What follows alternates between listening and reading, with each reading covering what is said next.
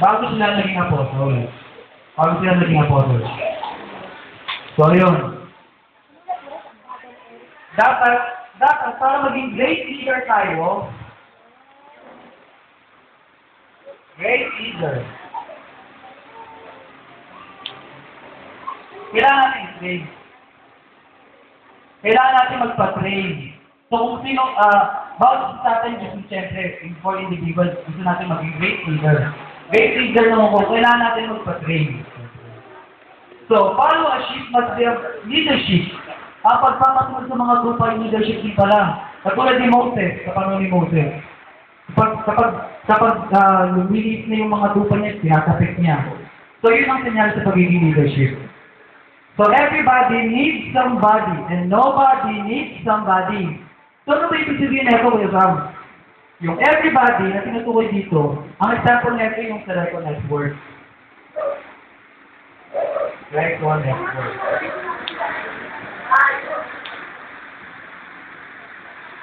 So, yung everybody, tayong lahat, kailangan natin ng somebody.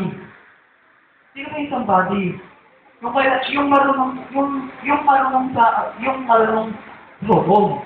So, ngayon, kailangan natin siya. Everybody needs somebody. And yung nobody, sino ba yung nobody? Ang nobody, parang wala sa training, parang ganun. Siya yung nobody, kailangan niya ng somebody. So, yung somebody na yun, tayo yung everybody na yun. Natigis di ba ako? Sino nakaget? Taas kamay. Yes, salamat. Yun. Everybody needs somebody. Sulat ko nga. Everybody needs somebody.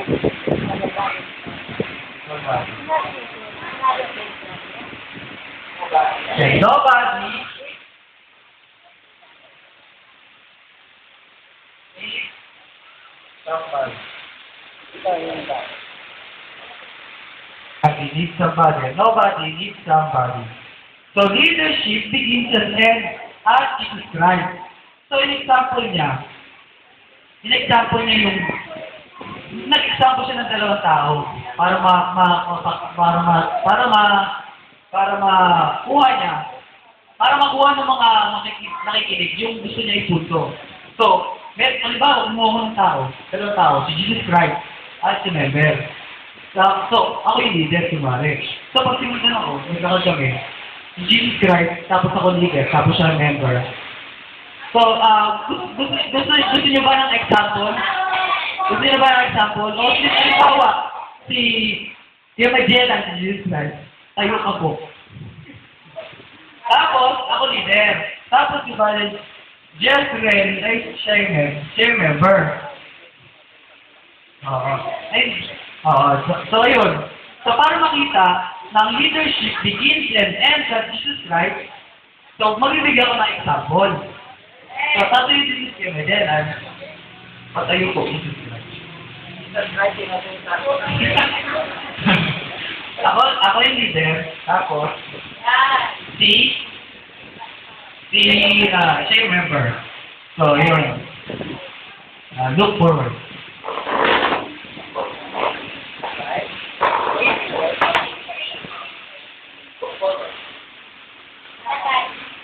Lalakad. So,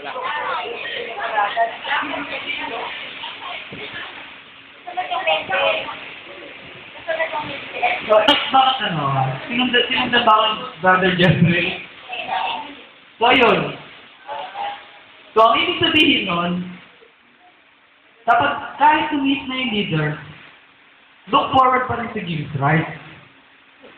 Kasi si Jesus Christ ang pinaka-leader ng lahat. He is a leader of all leaders. Kumbaga sabi, leader of all leaders. Yan, si Jesus Christ. So bakit ko mag-example? Masaya na kayo, ha? So, yun. Pakibasa po natin sa Hebrews 12 verse 2.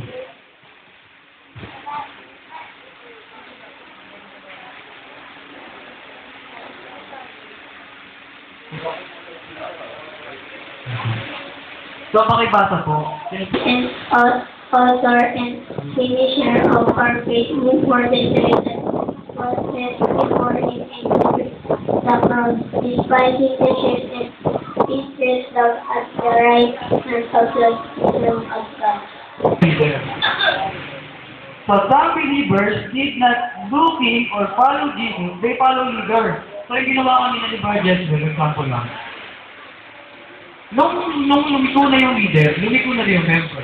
So ano yung sabihin nun? Tumingin sila sa leader. At tinignan nila yung leader, hindi sila right. So marami daw believers na nangyayaring ganun. O nangyayari yung mga pangyayaring ganun. So mga bride of Christ, ang manalite, ay alam ko namang sila ay looking unto Jesus. Tama ba? Amen.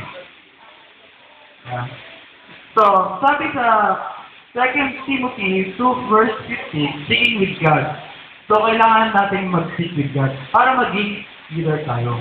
So, pati yung mismong great leader, kailangan looking pa rin siya at Jesus or seeking with God. And they study to show yourself approved unto God. So, paano natin mag-study? Yung study na tinutukoy, study to show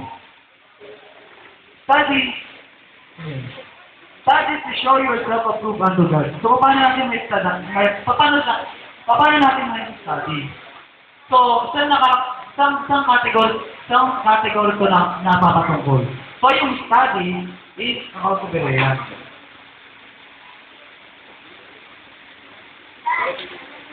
So para maging leader pala tayo, kailangan natin mag-study, kailangan natin maging berean. Leadership is not a position. It is a responsibility. Ang leadership pala ay hindi sa formalidad o position lamang. Ito ay responsibilidad. Ibig sabihin may ginagawa. So, tapos, yung rensi natin, pinapagkat na ako. Pinapaputol na ako. Matuloy ba? Gusto niyo pa ituloy ko ba? Gusto niyo pa po yung responsibility. Leadership is a task. Task din pala or question pala pagiging leadership. Leadership needs people. And leadership is a relationship with people. So, paano yung relationship natin sa people? Relationship. Paano tayo anong relasyon ba yung gagawin natin sa tao? Kailan ba ay barkadahan? Barkadahan na lamang.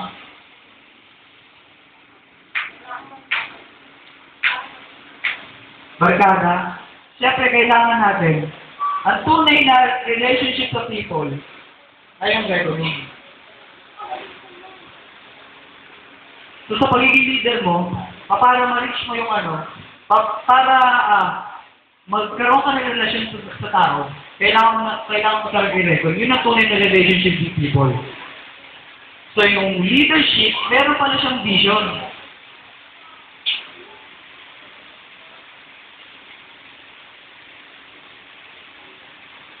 Verse 8:19 ng Proverbs. Merong vision ang leadership. So, ang leadership, meron siyang needs, gifts, pagkatulad na lang po potential, at yung potential, meron siyang tatlo, gifts, spiritual, talent, and skills. So, every leader needs to develop.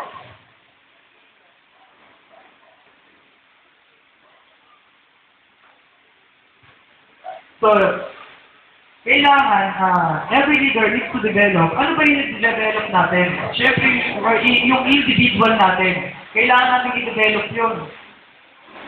Kasi kung hindi mo may de-develop yung sarili mo, paano ko magiging leader? So, kailangan natin magpa-enroll sa training para ma-develop yung skills natin. So, libre na naman po, Baro Francis, di ba magpa-enroll ng training sa hukom? Okay. Libre lang pala magpa-enroll. So, magpa-enroll na tayo. Gusto nyo ba magpa-enroll? Amen. Ayaw yun nata eh. So, yun. Para mag-develop ang skills natin, para mag-improve ang skills natin, kailangan natin magpa-enroll ng training. You can have to change your method.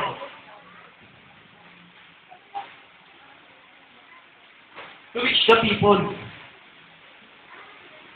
Para ma-reach natin ang people, makuha natin ang attention nila, kailangan natin i-teach yung method natin. Ano ba yung method natin?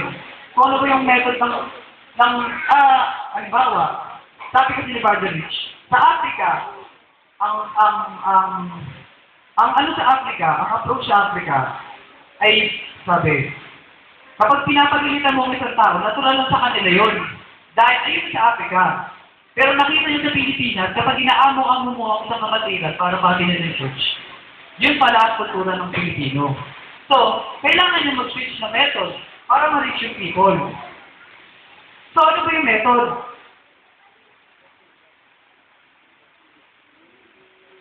So, yung method, kung yung method mo, about sa hukom naman, kung ang method mo ay traditional na lang, syempre, traditional din yung magiging miyembro mo dahil yun nakikita nila sa'yo.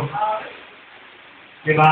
Pero kung nagpo-progress ka, kung progress yung tinuturo mo, kung progress yung method mo, at pinaparish mo sa isang tao, sa tao, so magiging progressive din ang miyembro mo. So, yun lang. Simple lang siya. So, yung value. The choice is to live more effectively. Pakasulat sa values ng leadership.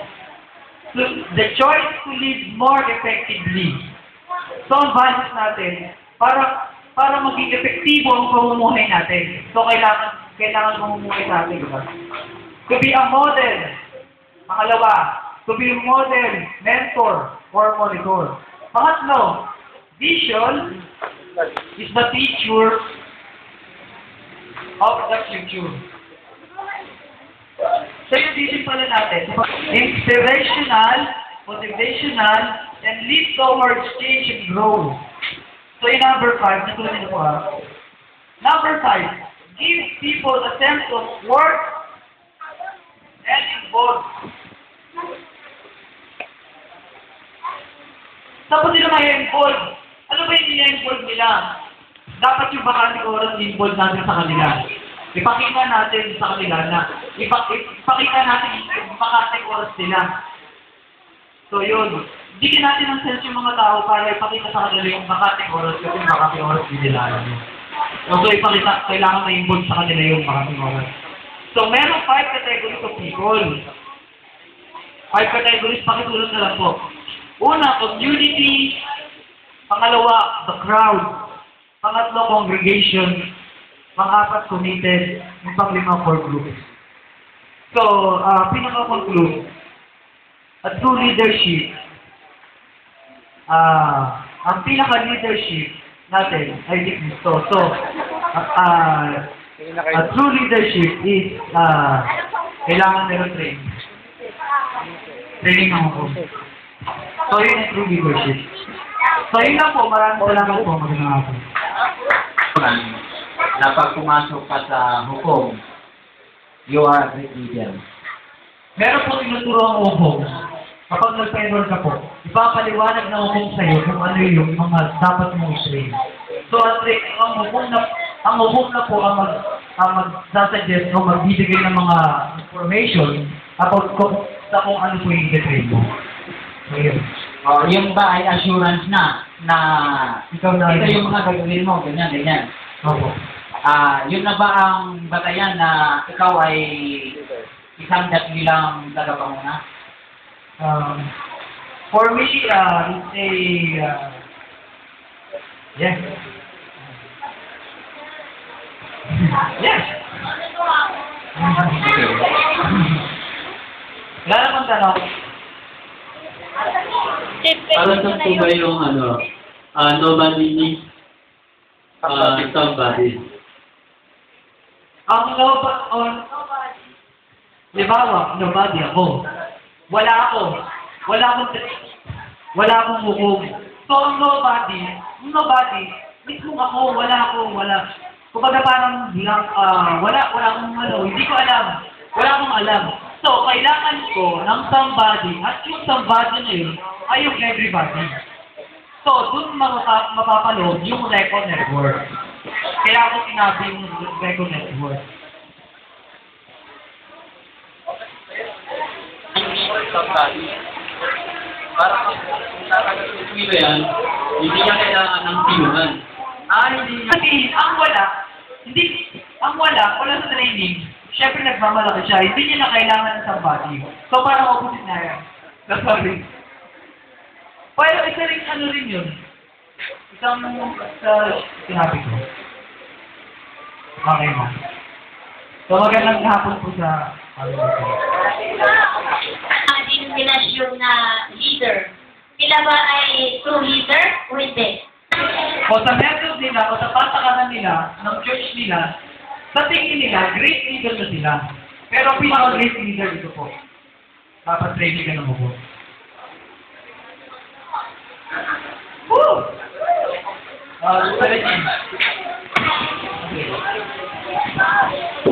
Paano yun? Yung denomination, walang word na bugong. Paano sila magpapatrain? Kasi yan sa denomination, paano sila magpatrain? Wala lang silang bugong. Turuan ng members para i-share sa denomination ano ba yun. So yun, paano malalaman nila? Kailangan i-share. Hindi nila talaga malalaman niya kung hindi i-share. Oo. So kailangan i-share. Share. At sige, Brother Atan. Sige na natin mag-share sa kanila. Paano naman ayaw nila tanggapin yun? Okay lang, at least nag-share tayo. Ang mahalaga nag-share tayo. So, anong klaseng talent to? Iba't ibang talent po yan. Depende sa skills nila. Halimbawa, talent mo kumanta. Leadership, sabi leadership ng inyo. Kaya nga, ang leadership, may mga talents din na binigay ang Diyos sa kanila. May binigay din ang Diyos sa kanila na talent. Yung skills. Sabi, talent man to, skills. Depende sa ibinigay ng Diyos sa kanila. Pero maramihan ng mga leadership, maramihan ng mga leader, meron silang talent.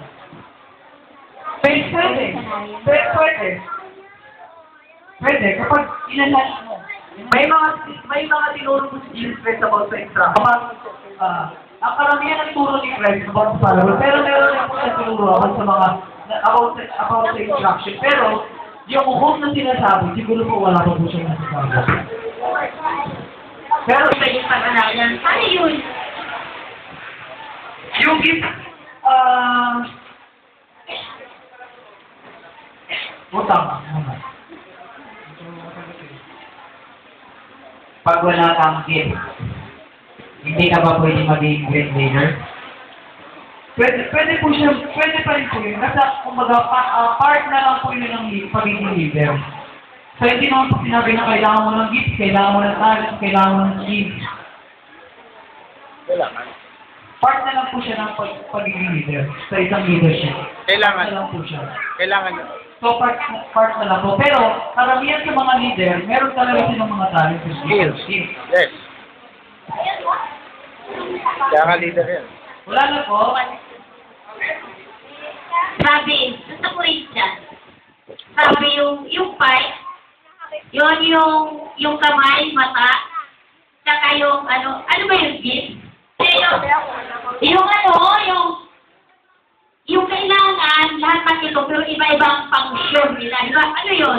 Gift? So, kahit po sa unawa ko, thank you po, gift yun. Gift. Pwede ibigay ng gift. Ay, binanggit ka na abuse. Ang leader ba pwede kang mag-abuse? Yes. How? Pwede siya maging abuse. Halimbawa, yung patakaran niya sa pagiging membro, halimbawa, basta yung patakaran niya sa member niya, is puro na lang ganun, pwede ma-abuse yun. Dahil paulit-ulit na lang na ginagawa. O kaya na nagiging abnormal. Ano ba? Yung halimbawa, traditional na lang yung leader na yun. Traditional yung gawain, traditional yung tutulong mo sa mga membro. So yun, kung paulit-ulit na lang yun, hindi yung nagpa-progress, pwede maging abnormal user. Dahil kasi paulit-ulit na sumusobra. Halimbawa, kapag pinapakitong pulpit, para ako sa pulpit ko, parang abnormal use na. Abnormal na paggagamit na. Parang gano'n. Yun yung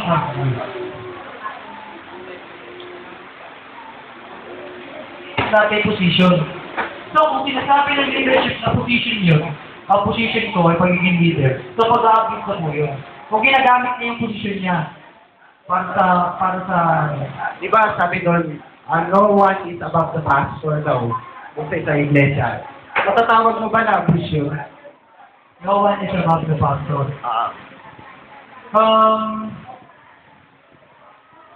Tingin ko po, hindi. Ayun. Sige po.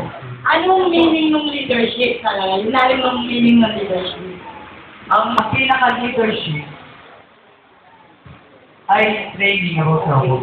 Okay. Hindi, narinig kong iba din. Sa kanya, it's a,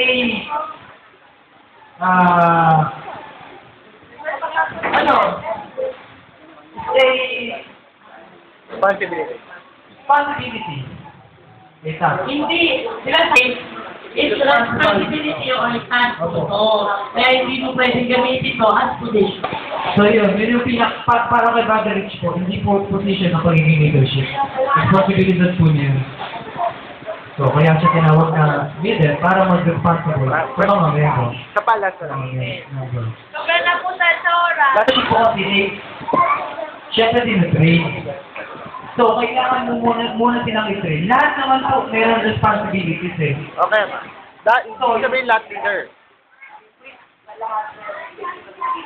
Pwede maging leader. Pwede, sabi nga eh, kapag ikaw ay great follower, pwede ka maging great leader.